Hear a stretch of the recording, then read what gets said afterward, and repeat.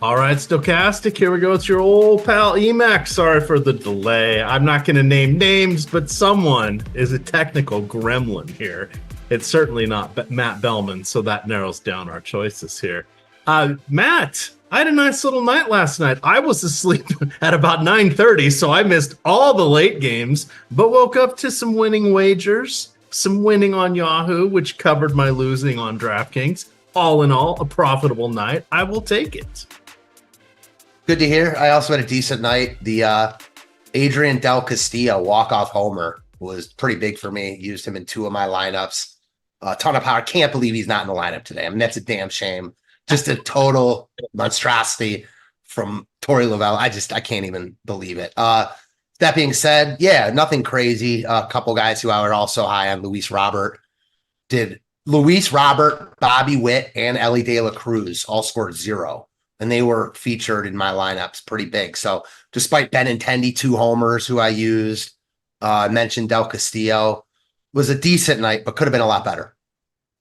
All right. Well, let's see. Who we got here in chat? We got Chris Williams, everybody's favorite Apple guy, dropping in the YouTube memberships here. Those are fun. Let you have a little excitement there with some extra emojis, get some badges, all good there. Mighty Quinn, absolutely. We do not want to pay the rake. We want to be smart about what we're doing, but we also like to look at other places that have tournaments that don't quite fill up or give you deposit bonuses. We're going to talk a little bit about that today as well. And a 9-gamer here. Does not look like there are any real weather concerns here. But I see, yes, I will get that, Jacob. I see that we have, I think, all but one lineup at the moment. Is that the case, Matt? That sounds probably correct to me. What are we waiting on? Well, I don't know. I had to kill all my tabs when I had to reboot here. So we're waiting on the mighty Mets. The Mets, who were down by 16 and a half games, what was that? In early June, have managed to claw their way back in the American League East. They're within shouting distance of the top. I don't know that they're going to get there, but they still have about a 40% chance of making the playoffs. We are waiting on their lineup. I'm not sure who is dinged up. I'm sure we will find out, but that's not going to slow us down. Lock tonight is at 7:10. There are 3 games going off at 7:10, 2 at 7:15, 2 at 8:15, a 9:10, and then a 9:40. So a front-loaded slate here tonight. Again, I mentioned no real weather issues. We've got slightly cooler temperatures across the board here. It is going to be in the low 80s here. Let me see if I can get that working there, Matt. Yeah, we're just having technical difficulties everywhere. I don't know. I think this one is actually on my end, so I'm not. Like, it's just like not letting me in the room. I don't get it. I'm going to close it and then come back in. All right. We'll work that magic one more time. Let's see here. This is what you just can't get good help. We were talking, me was talking a little crap here earlier today or yesterday about how this was going to be an all Belman, all McPherson weekend here. So yeah, I don't know. You're still there. But you got to pop in. We shall see there. There we go. There's Matt Belman. Now I am without video, so that's just going to be what it's going to be because reasons. But back to the weather. Tiny chance of rain in Colorado. Doesn't seem like it's going to be that big of a deal. The rest of everything looks good. Started to say it's a little bit cooler than it was. Temperatures went down a little bit in Kansas City. The initial forecast had game time temperatures in the low 80s. Now they're going to be in the upper 70s. You're looking at mid 70s there in Milwaukee and Minnesota. It is going to be 72 and partly covered, well, totally covered in Tampa Bay there because we've got Baltimore in Tropicana Field. We do have, let's see, Coors is in the 70s, dipping into the 60s if they get any precipitation. So the beastly heat, not really an issue. Let's have some fun here, Matt. We've got some pitching choices. I think Corbin Burns is going to be our primary option, but you've got Aaron Nola and Zach Gallen going against each other. Justin Steele in a good matchup here. Paul Skeens has not quite got his bust ready for the Hall of Fame just yet, but he's going against the Los Angeles Dodgers. Where do you want to start us out on the pitching front? Oh, Logan Gilbert. How can I leave him out? And then Sean Manaea, he of the I think I'm just going to shut out and strike out everybody. Yeah, so I think you might like pitching a little bit more than me today. There's a lot of good names, but I just don't feel great about that many guys. I'll start just at the top. I'm not going to play Skeens here at 10-2 against the Dodgers, the highest owned and the highest priced pitcher on the slate. He's obviously the highest upside guy as well, but he's not in like the greatest form right now. And even without Will Smith tonight, it's still a brutal spot going into LA, having to face the top half of this Dodgers lineup. Certainly, as I mentioned, he's got very high upside, but the ownership is there. The price tag is there. I'm not personally going to play Skeens here. I'm also not on Steele. Kind of the same thing as last night with Tyon. Steele's better, but he's also more expensive and getting ownership. Second highest owned pitcher on the slate. Big wins blowing out in Chicago tonight. I like some of these White Sox bats again. They were good last night, good to almost great. I think they could get to Steele here. Steele's good, but he's not like a ace that I'm unwilling to pick on when he's getting a lot of love. So I feel similarly about the White Sox as I did last night. So I'm not playing Steele. Burns hasn't had as high a strikeout upside this year as we've seen in seasons past, but he's been the best overall pitcher, consistently this season on the slate. And you get this Tampa lineup that the bottom half is just so strikeout heavy right now after they traded away a couple of their, better hitters, Rosarena included. So I do like Burns here, kind of a, default because I don't love many other pitchers, but Burns is my favorite guy. Gilbert, I'm not on here. I could see it. He's just expensive, and this Mets team isn't one I particularly like to pick on. I feel like every time I play Gilbert in a spot like this, he goes 5 innings with like 5 Ks, 4 hits, and then just implodes in the 6th inning. That's probably just in my head, but that's how I feel about him. Not going to play him at that price tag. Gallen and Nola are interesting to me because you're getting a discount on 2 good pitchers, but it's more name brand than anything right now. Like neither of these pitchers have been at their best this year at all, and it's a tough spot for both of them. Nola specifically, I don't think I can play either of those guys here. So my next favorite pitcher is Max Fried. I just think he's way too cheap. I know it's Coors Field, but he's arguably the second best. I think you could make a case he's the best pitcher, not the best, but in the top 3 or 4 of pitchers on this slate, just in terms of overall quality. And he's facing Colorado. I don't care where it is. It could be on the moon. I like Fried at 7K. And then I also like Gavin Williams, kind of popping in the top pitcher tool, 6,400 for someone with his strikeout upside against the Twins lineup that has power but can also strike out. I like Gavin Williams. So Burns, Fried, and Gavin Williams for me kind of made cases against a lot of these other guys, but I could certainly see the case for them as well. All right. Well, let's start unpacking those. We got to unpack what is in your head. Are they fighting in your head with their tanks and their bombs and their guns? Maybe little zombie, little cranberries. No reference lost. I mean, now that you said it, it's popping in my head, but wasn't going to get that one off the top of my head. Yeah, sorry. Pour one out for Dolores. I don't quite do it justice, but I do enjoy the good song. Good band. Good times. All right. Well, gee, I guess you covered the whole slate here. Now let's pick it apart. It'll be kind of fun because you don't listen to me anyways. So what? I'm pulling a Laffy. I do one show with Laffy and I'm contaminated for the rest of the season. So, all right. Well, let's see here. A few things that I do think are interesting. So Corbin Burns, he is by far my favorite pitcher. He got the nod for the top pitchers option. I believe I'm going to end up pairing him with Justin Steele on my lone Yahoo lineup here. Yeah, EMac, we don't want to hear about Yahoo. We don't want to hear about you doubling and tripling your money there on the regular because we just want to bitch at you. So there you go. 9th overall, by the way, in the Yahoo season-long free roll contest. Not too shabby. Where's my buddy So Toxic? So Tex, where you at, buddy? Where you at? So key things, as you mentioned, so Tampa Bay changed over their roster. Obviously, he who shall not be named is dealing with suspension and legal issues in his home country. But we had Luke Raley, Manny Margot. They moved on from those guys. They ended up waiving Harold Ramirez, who was pretty solid for them last year. They gave up on him a couple months ago. They still got, Yandy Diaz, Brandon Lau, and Josh Lowe, who, no relation, who are around. They're adding in, I wanted to see who made their initial lineup there. If Dylan Carlson made it, he did. So he's batting fifth. They kind of got him off the scrap heap there from St. Louis, last minute trade or last minute deadline deal. Johnny DeLuca, nothing exciting there. So this is kind of the haves and the have-nots lineup, missing just a ton of people. So Dylan Carlson technically is the replacement for Randy Arozarena. That's not really going to work in favor of Tampa Bay. So Corbin Burns is easily the guy I like.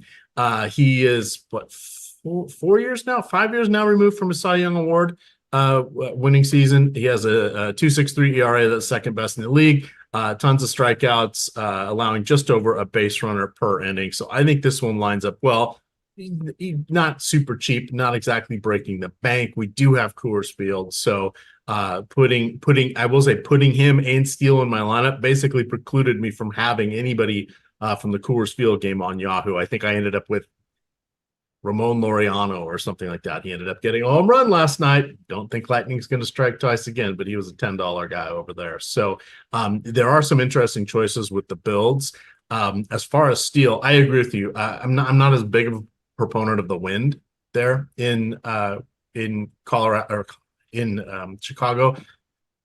So and I know this is not in Wrigley. I know it's in whatever they're calling their, what is it, Lone Depot Park or Free Money Park. I've lost track of what they're calling it in Chicago, or in the South Side there. But circling back, I don't think there's anybody overly scary on the lineup there. You mentioned Luis Robert, but that's not really going to make me worried too much.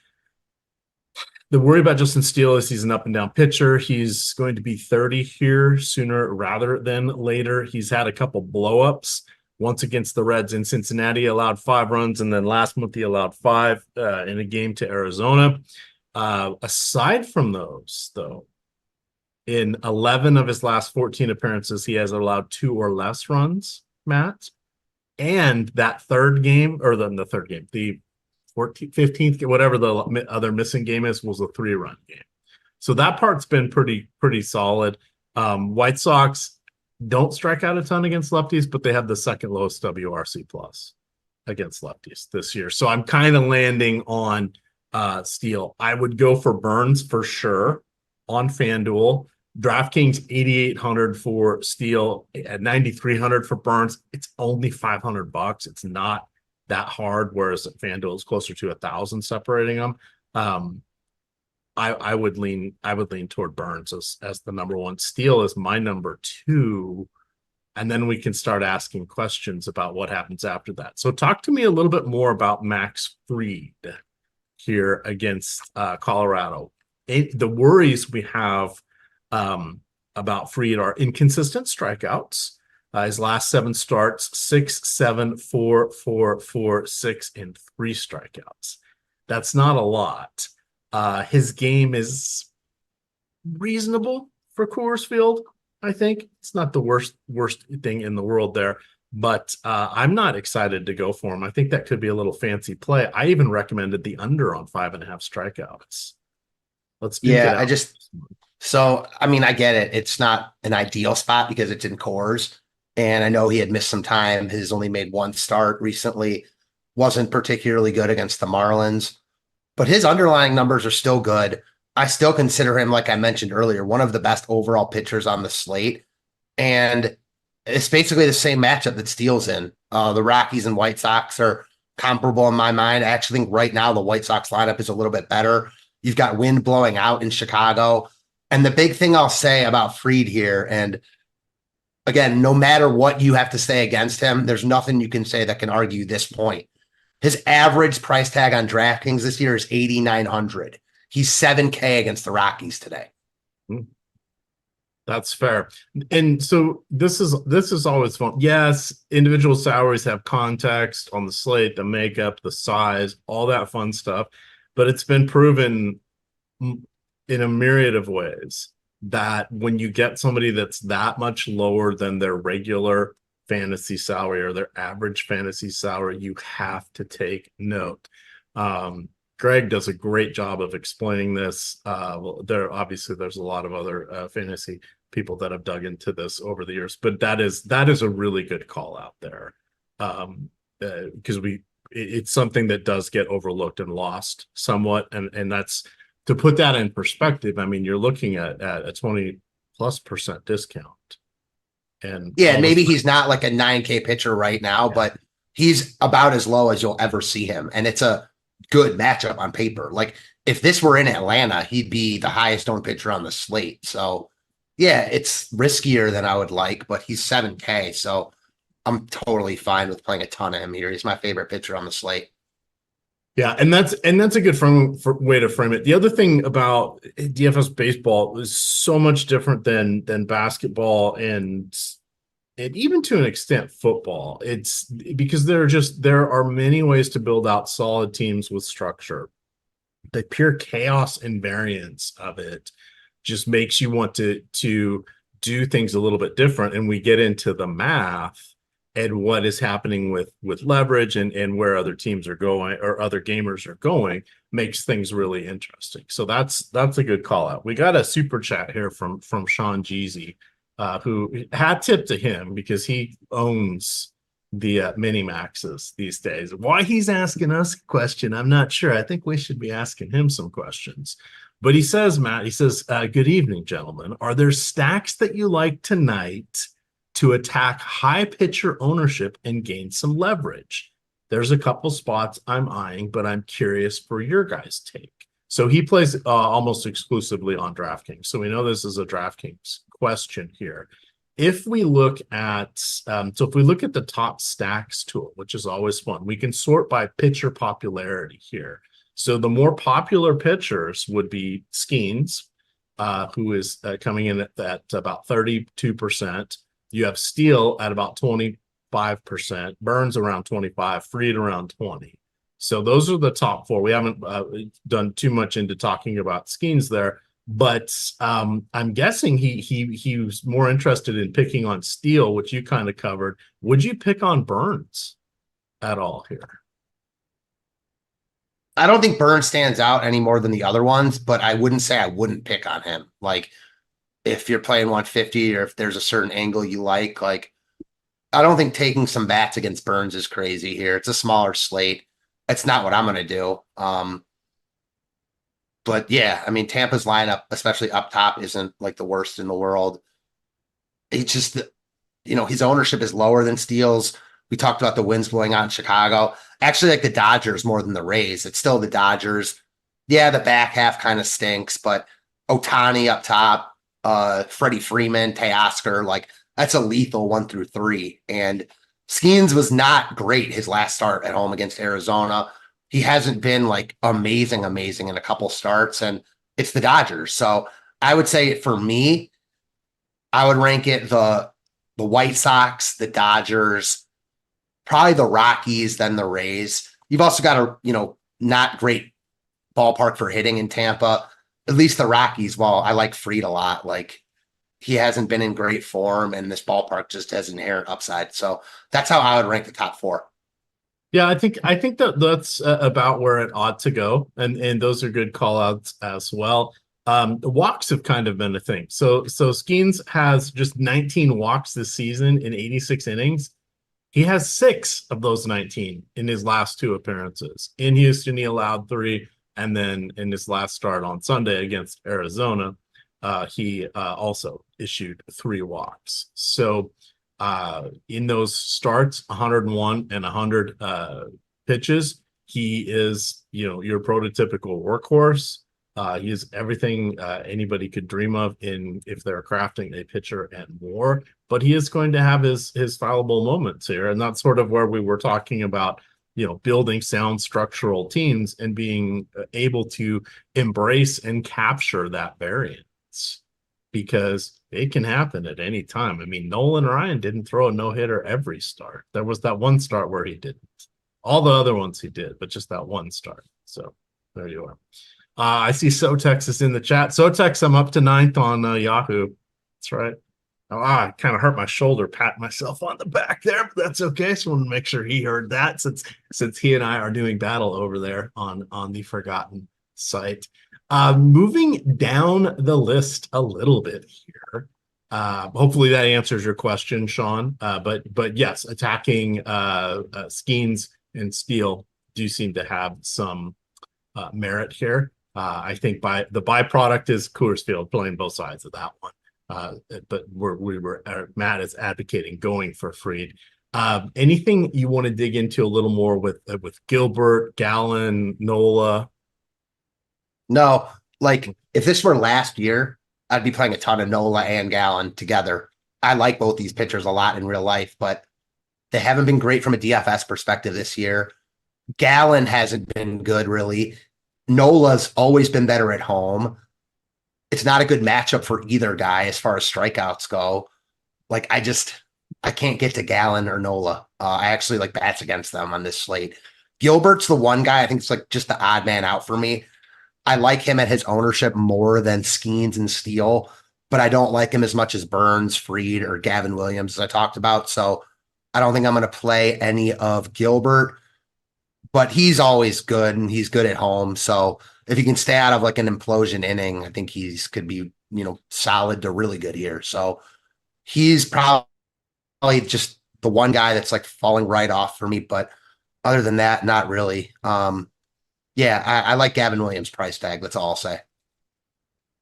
All right. Sorry, I apologize for the echo there. I don't want to apologize for D's nuts, but I'll apologize to D's nuts for the echo there. I can't have my headphones on for whatever reason. It was a technological meltdown here.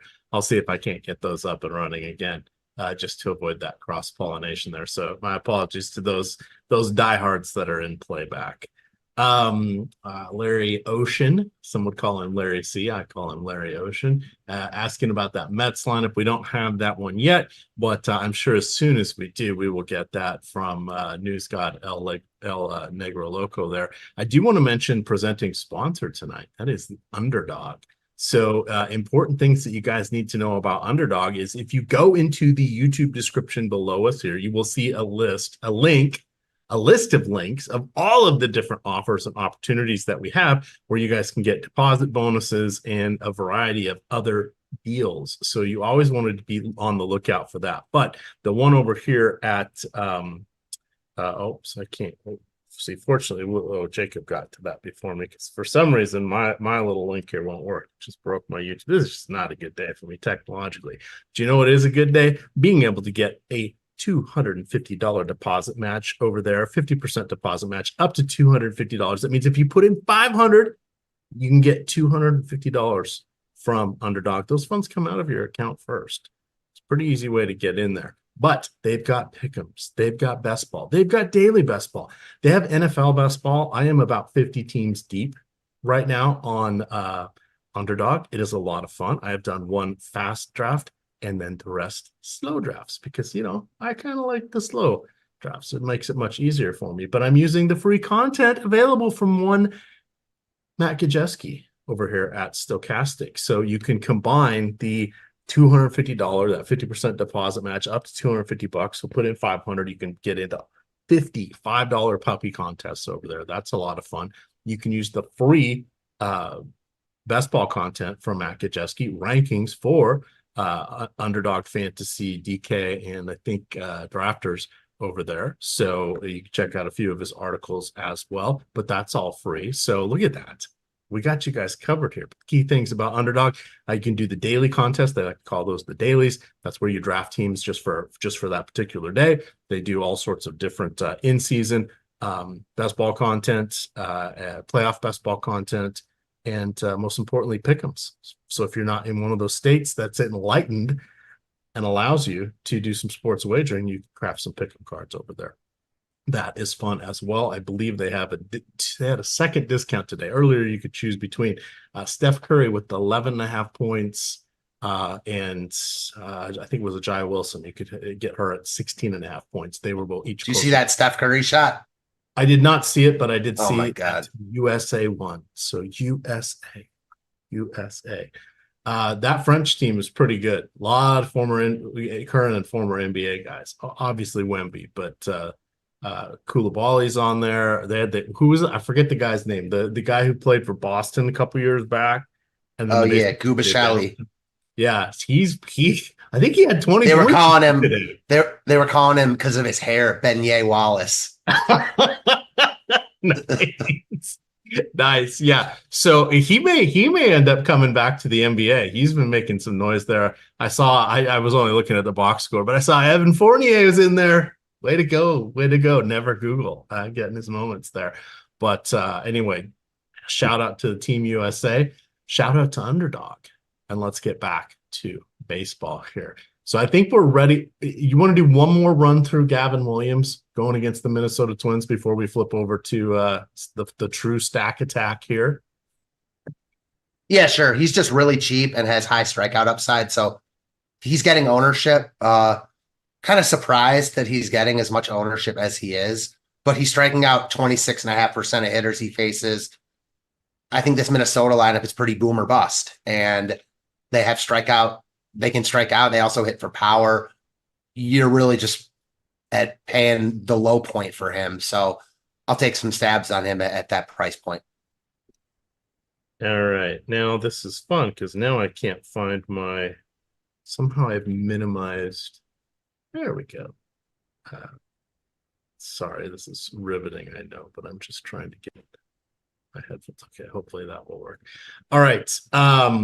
Okay, so let's turn it over to stacks here. I see we got another super chat here. So we can kind of call this out for with Jacob Dunn. So he says he's curious about the two best cheap pitchers in the best stack. So now we're going through the dregs. This is where your discounted pitchers are. We'll throw out a name or two here that has the least amount of fleas. I don't know that we have to go this route today, but you could double down with the Dodgers. That would be the team I would try to get after, and I'd probably go for Kansas City. Kansas City is one of my favorite anti-Coors Field stacks here. Matt, how are you feeling about Kansas City? I like Kansas City. I don't love the full stack, but I do love Bobby Witt specifically, and I think they're totally in play as a stack. They just don't stand out to me. Like, I don't think I'm going to fully stack them. Again, playing minimal lineups, but I don't hate them. I mean, Andre Palante is nothing special. And outside of the Braves and Cubs, everyone else is contrarian. And I like slates like that. Certainly the Braves and Cubs have a ton of upside, and I get why anyone would just play them, because even those teams aren't going to be like crazy high owned, but every team outside of the Braves and Cubs is going to be contrarian. So I'll probably play the field.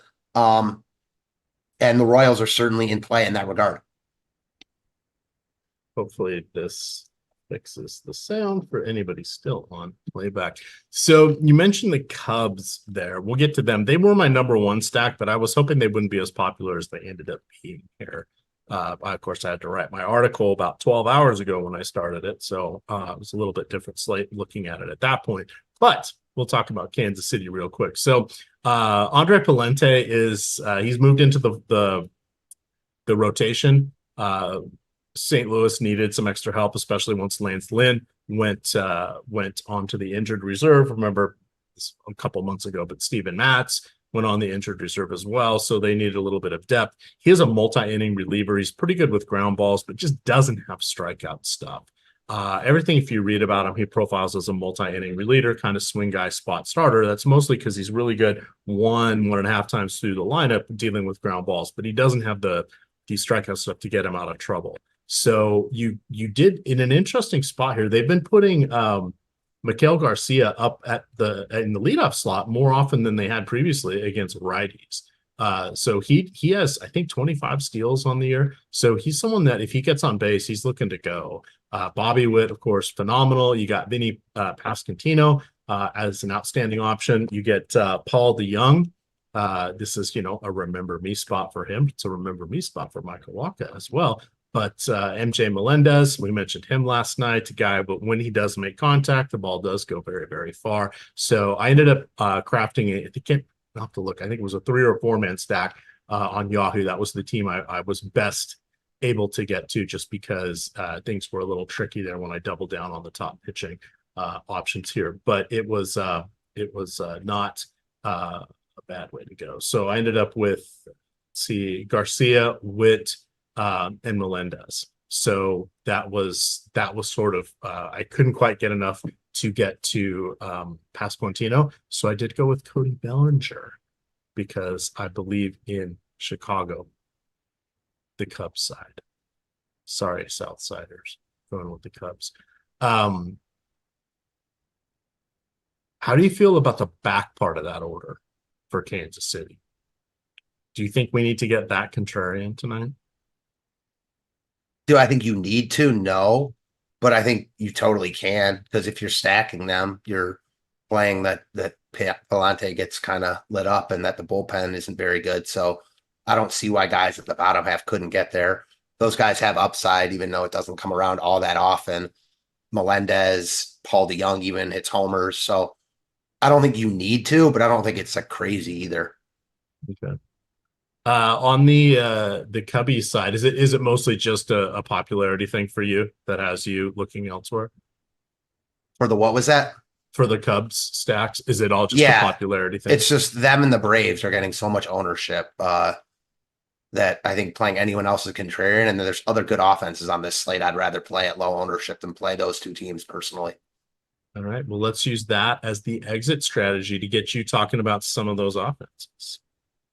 So obviously the number one offense is the Braves. I just said that I don't want to play the Braves or the Cubs. So, fading them is risky, but they're just getting so much ownership, and neither of these offenses is great. Like Atlanta has upside, certainly, but it's not the Atlanta of last year. They strike out a lot more. Obviously, no Acuna. Albies is hurt again. Michael Harris hasn't returned yet. So they added Soler, who I like, and they still have power, but Olsen's been a shell of himself this year. And this is all to say that, I understand they're in the best spot, but they're going to be high owned, especially in higher dollar single entry stuff. So I'm not going to play the Braves or the Cubs here. I like the next two teams in the top stack tool a lot. It just lines up. I like the Guardians and I like the Phillies. The Guardians in a good spot against Simeon Woods Richardson. Doesn't strike out a lot of hitters. He's gotten by on a lot of smoke and mirrors. The Guardians have been atrocious lately, losers of 8 or 9 in a row. I think they break out of it tonight. I'm buying some Cleveland here. And then Philly. I talked about Gallen just not being great this year. His underlying numbers suggest the same thing. I don't know if it's because he pitched so deep in the playoffs last year. He just hasn't been the same pitcher. And Philly has upside for days, especially the top 4 in their lineup. Schwarber, Turner, Harper, Bohm. I like that foursome a lot. I like Cleveland. Talked about the White Sox. I don't think I need to, get much crazier than Cleveland and Philly because they're not the Braves or Cubs. On the same token as or on the same level for me as a team like the Royals would be the Cardinals. I think both sides of that game are in play. Kind of mad I didn't play more St. Louis last night, but it is what it is. And then as I mentioned earlier, I don't hate a couple bats against Nola because he hasn't been great either. All right. So I'm circling back to Jacob Dunn's question here, looking for the 2 best sheet pitchers. I think you really, if you're going to go with Fried, which I think should be the best cheap pitcher on DK, I think it's Gavin Williams as your other one, but that could be a little extra cute. Would you consider, and we'll talk about the offenses in this game, but would you consider Nick Martinez, 5,900? Or are the Brewers just on too much of a heater for you? Because god damn, all they do is score runs these days. Yeah, I'm definitely not on Nick Martinez here. Brewers are hot. I don't think he's very good. No, thanks. All right. Do you want the Brewers? Not really. I think they're on the same level for me as the Cardinals and Royals. They certainly have the upside to go off. I mean, they've had an incredible week. They dominated the Braves. They had a really good game last night. Yeah, I don't mind the Brewers here. Again, they're basically the same top stack percentage as the Royals, Cardinals, even right there with the Phillies and Guardians. So all those teams look similar to me. Really good with any of them. So Yeah, that's how I feel.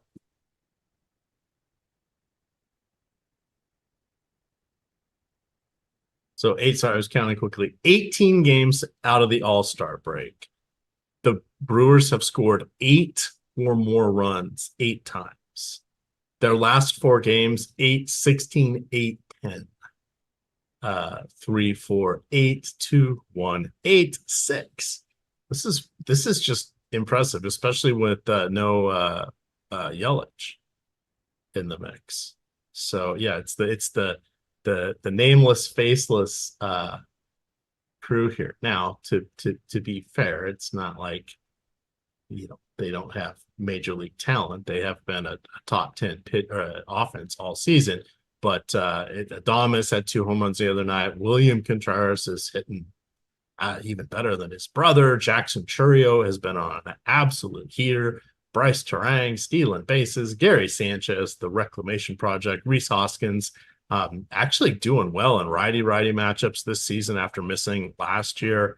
274 plate appearances against fellow righties. He's got a 330 WOBA. It's a little low, but 220 ISO is awesome. Not too shabby here. This is the one where I think you let the Sims or the lineup generator build the Milwaukee guys for you, because if you're just picking players, all of a sudden you're like, okay, I want Jackson Chourio, I want Willie Adames, and I want Rhys Hoskins, and they're not that close to each other in the lineup. You lose a little bit of synergy there. It's interesting talking to a lot of, or just not that I talked to a ton of top players, but just hearing the approach of a lot of top players. Most of them don't worry as much about how far away their stacks are from each other, because they say, and I agree with them, but they say, mostly it's the game environment, meaning weather or the pitcher, that is pushing them towards a team. And that if someone's going to go off, there's going to be people on base, and those could be your Sal Freliks or your Garrett Mitchells or whatever on a team like this. So it's interesting to think about that. But when you hand build, kind of gets in your head a little bit. See that call back there for the cranberries in your head. All right. Malakar, man, myth, and legend, would like to know who your favorite pitcher and stack is for single entry FanDuel. Who my favorite stack is? Well, first I'll say pitcher for single entry FanDuel. I'm going to say Fried is a lot more expensive. I'm going to say Burns, not getting any love. 5% ownership, compared to like 15 for Steele, 13 for Skeens. You could talk me onto Gavin Williams at that price point. I'd have a tough time with Fried at 9,700, but that discount you're getting for Fried on DraftKings. I'm going to say Burns or Williams. Between Skeens and Steele, I'd rather play Steele. And then as far as stacks go, let me reload it real quick to see if it's updated. Kind of the same thing we're seeing on DraftKings, very similar ownership. Oh, yeah, wait, hold on. I wouldn't have any issue, going with the Cubs. They're 15%, or if you want to go down with Kansas City. You don't have to worry about who's at what position. You get a little double up there on third base with depending on where your site has classified Paul DeJong and Bobby Witt Jr., but that's not a worry on FanDuel here. So I would lean towards Burns and probably KC. Yeah, I'll say Cleveland. I'll stick with the Guardians here. Just not getting ownership. I think they're in a good get right spot. So give me Cleveland. All righty. We've got about 20 minutes until a lock here. Let's see what else we have. Continuing our way down the list, is there anybody else you would like to mention? Any other stacks that are popping? Baltimore in a tougher spot against Drew Rasmussen, but I don't want to take Drew Rasmussen. Kind of hit on Philly and Arizona. The Mariners? You want to do a little Mariners shout out there against Manaea? No, I'm not stacking Seattle in this ballpark. Kind of said it last night. They're in a worse spot than Quintana or they're in a worse spot today than they were last night against Quintana. Manaea has certainly been better. They weren't good last night against Quintana. I'm not buying this is Manaea right now, but I mean, I'm not stacking the Mariners in this ballpark like hardly ever anymore. Like I know it's not a huge slate, but it's big enough with good weather spots where if the Mariners beat me on this slate, they beat me. Like I'd rather play a team like the White Sox against a pitcher who's getting ownership in just a ballpark much more conducive for home runs. All right, so this is how the night went, and I was asleep, so I didn't see this. I'm just really digging into the box score for the first time for the Mariners game. So Quintana, oh my God, he gave up 5 earned runs, but he had 8 strikeouts and he went 6 2/3 innings. 4 of those, all the runs came from like Ryan Bliss and Leo Rivas. So yep, Ryan Bliss had the only extra base hit of the game for Seattle. It was a 2-run shot. That's when you say, I was like, oh, what do you mean he got blown up? Well, did you really get blown up if you had 8 strikeouts and it was kind of a home run in your last out that got to you there? So yeah, and this is, I know one of these days it's going to come back and bite me that I'm like not playing Seattle anymore, but it feels so much more free because they stink. Yeah. Well, 2 of their 3 best hitters are on the injured list with Julio and with JP. So just call it out. It is 80 degrees in Seattle tonight. That's makes the park probably be 5% under league average instead of 12%. So it's still mostly a pitcher's park, but that was just what we wanted to call out there. All right, so I think we're about ready for some home run calls here. I think we've belabored just about everything there is on the slate. Do you want to do some home run picks here? Sure. I'm usually not this stubborn, but I'm going right back to it. Luis Robert is going yard tonight. Got so squeezed. The umpire in Chicago last night was atrocious, and that's not something you can always account for, but off a lefty, a chalky steal, Luis Robert is going yard tonight. All right. Who do I want to call out? And then we'll look at some stacks here if producer Jacob wants to prep those for us. I am going to go with, well, it's got to be someone from Kansas City. You know what? It's going to be Paul DeJong. The old remember me spot. I like this. Jeff Williams with the super chat says, no Manaea love on DK. I have him and Burns in the 5-5-5. He also has a 5-3 Cubs Brewers stack. Do we have any thoughts on that? I think that's perfectly fine going against the Mariners. Manaea at the moment has recaptured some strikeout glory. For all the reasons Matt said, Seattle is a team you can still pick on when it comes to strikeouts. Randy Arozarena is better against lefties than he is righties, doesn't strike out as much against lefties. You've got Justin Turner in that lineup. I think I don't know if he made the lineup, so we go to check that. But he's lowering the strikeouts, but you still got Haniger, who has injuries and forgotten how to hit. He strikes out a ton. Garver strikes out. Polanco, hit or miss here. So I think you're perfectly fine going against Manaea or going with Manaea there. Same. I like the Cubs. Matt likes them, just doesn't like their popularity, but leaning towards the Brew Crew there. I think this is a pretty solid build there, Jeff. I don't have any issue with that whatsoever. For home runs, I'm going back to, I already said Paul DeJong. All right, let's see. Let's look at some stacks here. We're going to do DraftKings, it looks like. So key things about the lineup generator, it's built on all of these stochastic platforms and tools that create the top stacks tool, the top pitchers tool, the leverage. It's utilizes the technology that simulates the games tens of thousands of times. Hey, that's also called the stochastic sims. But with the lineup generator, you get all that and in a nice, easy package to use. So for baseball, we can pick our stack types. For DraftKings, that would be 5-3, 5-0, and 4-4. Let's just go ahead and do 5-0 tonight, Jacob, because, the cops, they're always watching. Let's do all lineups here. You can choose between chalky, balanced, contrarian, but we're going to go all lineups. If you so choose, you could lock in a pitcher and you could lock in a hitter. We're not going to do that, but let's build out some lineups. You can build out up to 20 in your holding pen here. You like a lineup, save it. If you don't like it, hit discard.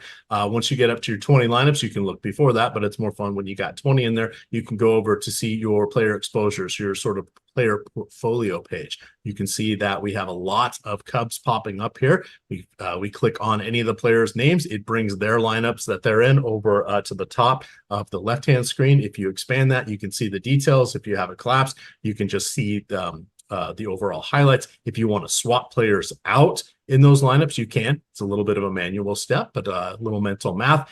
You can maneuver some folks around there, like that perfect lineup there. If we didn't want Corbin Burns, we could swap him out. We could put Logan Gilbert in, and boom, you're off and running. This is great if you have demanding kids and wives and bosses and just want to put together a few competent lineups. So when everybody's in bed, you can kick back with that tasty beverage and watch a little baseball. This is the tool for you. We've got it for baseball, basketball, golf, and of course, NFL. So that is the Stochastics lineup generator. All righty. We did our home runs. We did our top stacks. We got several super chats. Thank you, everybody, for the super chats. That's always fun. We don't get to those quite as often as we do for NBA. It's a little easier pace here with baseball, right? It's always fun seeing the old George Carlin stand-up routine, comparing baseball to football. If you haven't seen it, classic. Not quite as good as Who's on First or Casey at the Bat, but it is pretty funny because George Carlin does have that wicked sense of humor. But that is going to wrap things up for us. So I want to remind everybody, 1, hit the like button. 2, we have the podcast channel. We've put some college football betting content out there. We have the entire Stochastic Podcast Network. You get the main Stochastic channel for DFS. You have the football and basketball have their own channels, and baseball, have their own channels as well, as does OddsShopper. You can get all of our content there. I'm a boomer. I like to listen to my podcasts when I'm out walking around. I don't have YouTube Red or whatever it is that gives you the ability to do multiple things on your screen while you're walking. So I just like to listen to the podcasts. Good way to go. But check those out. You guys can find Matt on Twitter at Fantasy Tips Matt. You can find me at EMac DFS, and of course, this Stochastic _COM. With that, gamers, good luck.